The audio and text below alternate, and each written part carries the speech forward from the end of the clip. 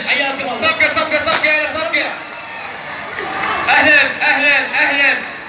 حيا الله جدي حنش ومية أهلا وسهلا. أقبال عبد الله دبي حياك الله أهلا وسهلا. تفضل المايك لك المايك لك. هدوء. السلام عليكم. حياكم الله. جدي حنش. ايه نصور كان حيا الله. جاي يصور طالع قدام. هاي سنة من السنين اسمع. ضافوا لي نفرين للبيت. ايه. قالوا يابا احنا غدانا يمك باكر. قلت لهم حياكم الله هلا بيك. اسمع. فرحت للثلاجة لقيتها تصفر ولا بيها نج. رحت لابوي رحت للوالد كلها يا معودين طوني ماك. قلت له يا الهي ما يصير تفشلني ناس اعزاز علي. شويه وصارت دبه طلعت فوق السطح لقيت الجدر تمر الجدر مرق.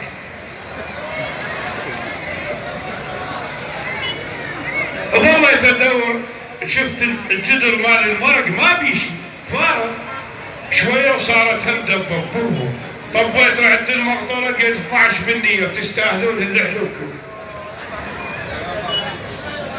جدي حنش صنع نارقيله شيشة الماي مقطورة 11 طن والبكار نخلة خستاوي راس الحجر كيلة مال شفر والفحم تايرين والمعسل تبن وسمات حيواني القامشي هوز مال ماكينة المبسم عمود كهرباء سحب اول نفس للتجربة طاح الكرين على الحجاج كتب 200 نفر.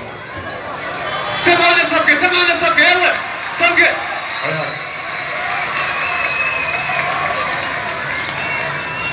جدي حنش سولف لنا مال جدك من راد يعبر للحج وغرقت الدنيا. جدي حنش طاف عليه طيف بالليل قال له يا حنيش يجب عليك الذهاب الى الحج واذا ما تروح ننعل بطهرك. غلس ما راح. ثاني يوم اجوا 450 ملك على دراجات امزت قالوا له يا حنيش اذا ما تروح للحج ابوك بصمته. هم غلس. ثالث ليله جوله 1600 ملك قالوا له يا حنيش يجب عليك الذهاب الى الحج. قعد خايف ومرعوب. قالت لمرته ما بيك يا حنيش. قال له والله قالوا تروح للحج. فطيح لنا اخوات اثنين وسيسهن وسواهن سفينه وراح بيهن وصل للبحر حادت تحوت 90 متر. طقها على راسها فتحت حلقها لقى النبي يونس داخلها ويسلم عليكم.